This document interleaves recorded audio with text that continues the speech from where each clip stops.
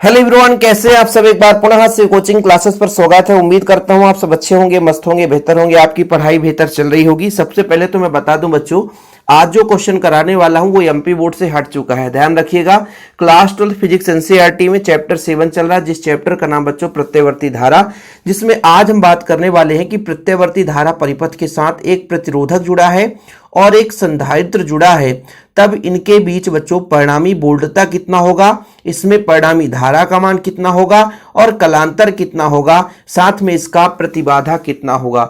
बच्चों आप लोगों को पता होना चाहिए प्रतिबाधा किसे कहते हैं। जब परिपथ में कॉम्बिनेशन हो, कहने का मतलब आपका जैसे प्रतिरोधक जुड़ा हो, संधारित्र जुड़ा हो या कि प्रेरक कुंडली जुड़ा हो, दो या दो से अधिक चीजों के जुड़ने से जो अवरोध डाला जाता है उसे हम बोलते हैं प्रतिबाधा। देखो भाई साहब, जब चालक तार के द्वारा अवरोध डाला जाता है उसे प्रतिरोध कहते हैं।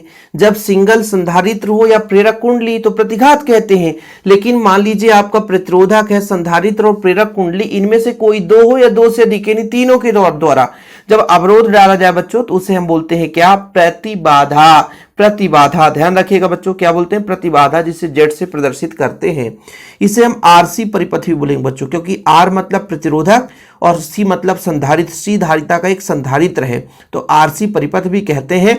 तो यहां पर क्वेश्चन बोला है कि परिपथ में प्रतिरोधक और संधारित्र जुड़ा हो तो हम कहते हैं कि माना आर प्रतिरोध का एक प्रतिरोधक है और सी धारिता का एक संधारित्र है, परिपथ में श्रेणी क्रम में जोड़ा गया है बच्चों। ये श्रेणी क्रम ही कहलाता है प्रत्यवर्ती धारा स्रोत के साथ। अब जब भी हम बच्चों किसी भी परिपथ में प्रत्यवर्ती धारा स्रोत जोड़ते हैं तो उसका एक वोल्टेज होता है जो कि इनके सिरों के बीच लगाया जाता है, जिसको हम बोलते हैं बच्चों V बराबर V naught sine omega t. जी हाँ, थ्योरम में ये स्टार्टिंग में पहला समीकरण होता है और इसके बिना थ्योरम कंप्लीट नहीं होगा। तो बच्चों ये पहला समीकरण आपको याद रखना है कि किसी क्षण इसमें जब हम धारा प्रवाहित करेंगे तो इनके सिरों के बीच प्रत्यवर्ती वोल्टता का जो समीकरण है बच्चों, V बराबर V naught sine omega T. बिल्कुल ये जो पहला स्टेप होता है इसे आपके माइंड में फीड रहना चाहिए। अभी इसके पहले जो मैंने थ्योरम कराया बच्चों उसमें भी यही चीज आप लोगों ने देखा होगा। उम्मीद करता हूं कि जो मैंने लेक्चर कराया है उसे आप जरूर देखे होंगे, क्योंकि लगातार हम आप लोगों के लिए हेल्पफुल वीडियोज प्रोवाइड करते हैं। और जरूरी नहीं कि एमपी बोर्ड से हट गया तो ना पढ़ें, इससे आपको एक नॉलेज मिलेगा बच्चों। एलसीआर परिपथ पढ़ोगे तो समझ में आएगा कि हाँ यार एलसीआर परिपथ में इसका कहीं ना कहीं यूज है। तो देखो बच्चों, हमने कहा कि माना आर प्रतिरोध का एक प्रतिरोधक और सी धारिता का एक संधारित्र प्रत्यवर्ती धारा स्रोत के साथ श्रेणी क्रम में जोड़ा गया है, तब किसी क्षण बच्चों प्रत्यवर्ती वोल्टता का जो समीकरण है V बराबर V naught sine omega T. बच्चों अब हम परिणामी वोल्टेज निकालेंगे तो पहले तो ये देखना पड़ेगा कि प्रतिरोध के सिरों के बीच कितना वोल्टता है और संधारित्र के सिरों के बीच कितना वोल्टता है। तो आपने पढ़ा होगा बच्चों ओम के नियम से। ओम का नियम क्या कहता है, V बराबर आई आर, V बराबर आई आर। तो जब बच्चों हम R के लिए बात करेंगे तो यहां पर लिखेंगे V R बराबर आई आर, और जब C के लिए बात करेंगे बच्चों तो VC equal I into XC। आप कहोगे सर R की जगह XC क्यों कर दिए, क्योंकि जब बच्चों देखिएगा आर प्रतिरोध है लेकिन संधारित्र के द्वारा जो डाला गया अवरोध होता है वो आपका प्रतिघात कहलाता है, जिसे एक्ससी से डालते हैं, यानी एक्ससी से प्रदर्शित करते हैं। अब आप लोगों को थोड़ा सा कंफ्यूजन हो सकता है यदि पुराना लेक्चर नहीं देखे। देखिए बच्चों, ये वी आर बराबर आई आर, वी आर बराबर आई आर, ओम के नियम से तो पता है। अब VC बराबर आई इंटू एक्ससी, एक्ससी भी डाला गया अवरोधित प्रतिरोध है लेकिन संधारित्र के द्वारा अवरोध डाला जाता है, इसलिए इसे हम एक्ससी से रिप्रेजेंट करते हैं। किससे बच्चों, एक्ससी से रिप्रेजेंट करते हैं।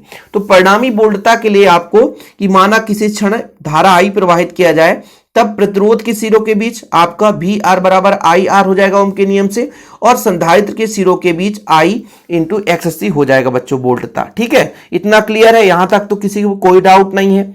अब थोड़ा सा मैं आपको बता दूं बच्चों कि जब किसी परिपथ में केवल प्रतिरोध हो, जब किसी परिपथ में केवल प्रतिरोध हो, समझिएगा, तब बच्चों उसमें यदि धारा I बह रहा हो, देखिएगा धारा मान लीजिए I बह रहा है, तो जब केवल प्रतिरोध हो तो धारा भी और उसका वोल्टेज दोनों एकदम समान कला में होते हैं। मतलब जिस दिशा में O से मान लीजिए धारा बह रहा है इधर, तो धारा और वोल्टेज जो है वो समान कला में होते हैं। कब, प्रतिरोध के बारे में बात करते हैं।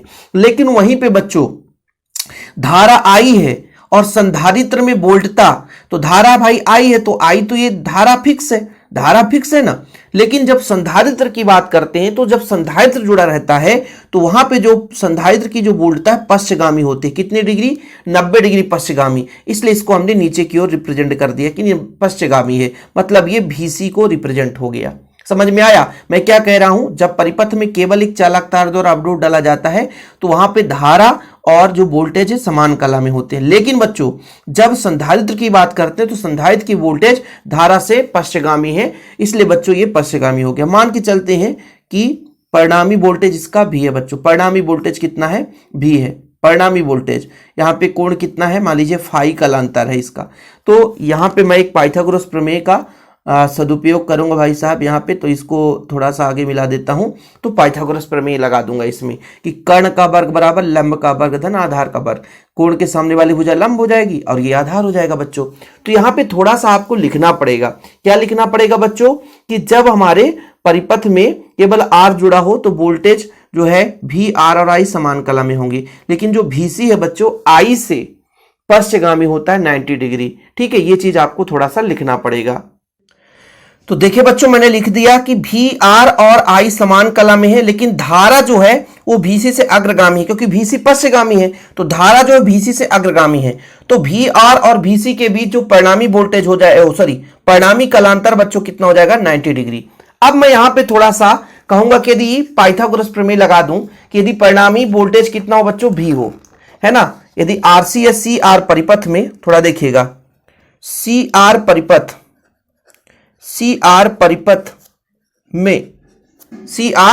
परिपथ में जो भी है VR व VC का परिणामी वोल्टता है, तब पाइथागोरस प्रमेय लगाएंगे। पाइथागोरस प्रमेय से मैंने कहा था पहले भी, पाइथागोरस प्रमेय क्या कहता है? कर्ण का वर्ग बराबर लंब का वर्ग। कर्ण का वर्ग बराबर लंब का वर्ग VR का स्क्वायर और आपका VC का स्क्वायर हो जाएगा। कर्ण का वर्ग बराबर होता है लंब का वर्ग धन आधार का वर्ग। ठीक है बच्चों, तो V स्क्वायर, VR का मान समीकरण 2 और 3 से रख दो भाई, IR का स्क्वायर प्लस IXC का स्क्वायर। कहां से बच्चों? समीकरण 2 व 3 से। मैंने समीकरण 2 और 3 से मान रख दिया। अब इसके आगे V स्क्वायर बराबर I स्क्वायर R स्क्वायर बच्चों, और यहां पे I स्क्वायर XC का स्क्वायर। V स्क्वायर बराबर I स्क्वायर बाहर ले लो तो कितना होगा मेरे भाई? यहां पे बचेगा आपका R स्क्वायर प्लस XC का स्क्वायर। अब देखो बच्चों ये वर्ग है यार, इधर जाएगा तो वर्गमूल हो जाएगा, तो आपका V बराबर हो जाएगा under root I square R square plus XC का स्क्वायर। देखो इसमें वर्गमूल तो लगा है लेकिन I का वर्ग है इसलिए I बाहर आ जाएगा, तो V बराबर I under root R square plus XC का स्क्वायर। अब बच्चों इसको पक्षांतर कर दो यदि, तो V बटा I हो जाएगा। ठीक है, तो ये आपका I हो गया। परिणामी वोल्टेज का मान हमारा आ गया R स्क्वायर, और यदि XC का कोई फार्मूला बोले तो 1/ω/c।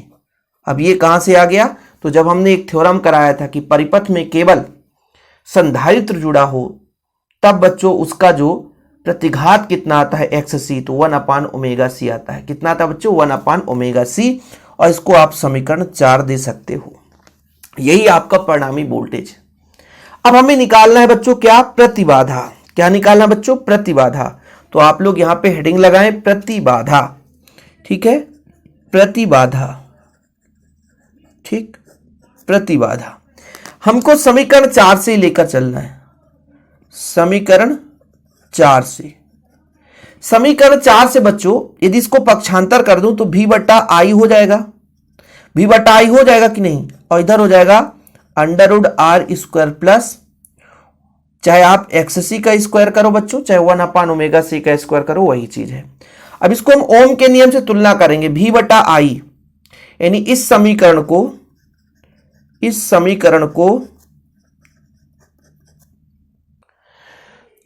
तो समीकरण को ओम के नियम से तुलना करेंगे बच्चों, तो under root R square plus X C square यही प्रभावी प्रतिरोध होगा।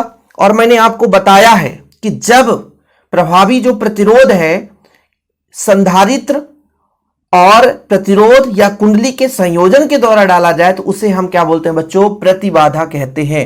इसलिए परिपथ का प्रतिबाधा भाई, ये जो प्रभावी प्रतिरोध है या अवरोध है यही बच्चों आपका प्रतिबाधा होगा, जिससे हम जेड से रिप्रेजेंट करते हैं।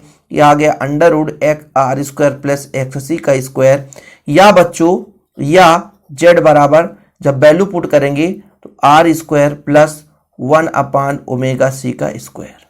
जी हाँ, यही आपका बच्चों क्या है परिणामी जो है बच्चों, इसको आप समीकरण 5 दे सकते हो, इसको समीकरण 6 दे सकते हो। ये आपका आ गया है परिपथ का प्रतिबाधा आ गया। कितना सिंपल है बच्चों, आसानी से बन जाता है, कोई दिक्कत नहीं होता है। ठीक है, यहां तक क्लियर है बच्चों। अब हम थोड़ा सा कलांतर के बारे में बात कर लेते हैं। ठीक है बच्चों, कलांतर। अब कलांतर के लिए जैसा कि मैंने आपको यहां पे समझाया था, देखिएगा मैंने ये समझाया था कि मान लीजिए धारा बह रही है बच्चों I, तब भी आर समान कला में है, लेकिन जो VC होता है ये थोड़ा सा पश्चिमगामी है I से। ठीक है, तो यहां पे परिणामी ये हो गया आपका, और यहां पर माना था कि फाई कलांतर है, और इसको मैंने आगे भैया ये चीज, अब इसके बीच फाई कलांतर है, यानी परिणामी वोल्टेज का फाई कलांतर है। तो फाई कलांतर के लिए मैं मान के चलूंगा कि इसको क्या फार्मूला लगा दूं कि ये जो आपका ये VC भी लग जाए VR भी लग जाए, तो tan फाई का फार्मूला लगाना है बच्चों।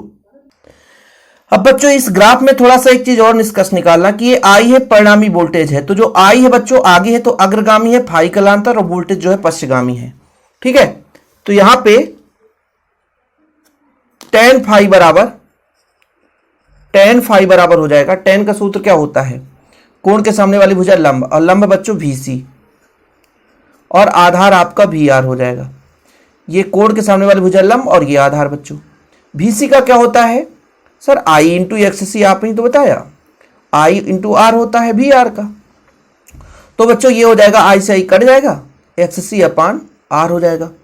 XC का मान रख दो 1 अपान ओमेगा C, तो tan फाई बराबर हो जाएगा बच्चों 1 अपान ओमेगा C अपान R, या 1 अपान ओमेगा C R। ठीक है, और फाई बराबर निकालोगे तो tan का पक्षांतर हो जाएगा tan inverse 1 upon omega C R हो गया। यह है बच्चों कलांतर। कितना सिंपल है यार।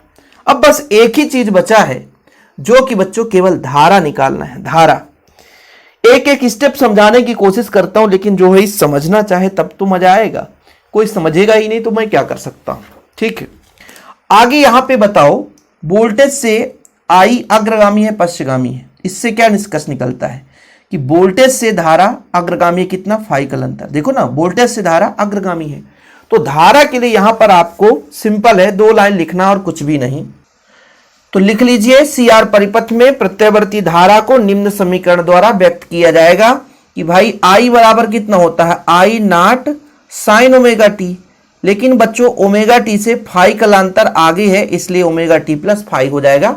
जहां फाई कितना है, जहां फाई बराबर सर निकाले तो हैं हम लोग tan inverse 1 upon omega CR, ये आपका फाई है। और बच्चों I कितना है, वह I है, I का फार्मूला क्या होता है, V अपान R, तो R ना होकर के Z होगा, क्योंकि यहां पे क्या है बच्चों, यहां पे आपका प्रतिबाधा है, तो V हो जाएगा।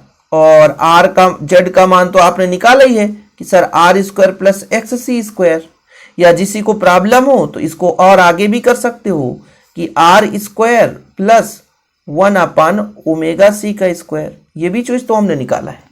और I नॉट कितना है, तो I नॉट का हो जाएगा V नॉट अपान Z, इसका मतलब V naught upon under root R square plus 1/ω/c का स्क्वायर। बताओ बच्चों बनेगा कि नहीं यार।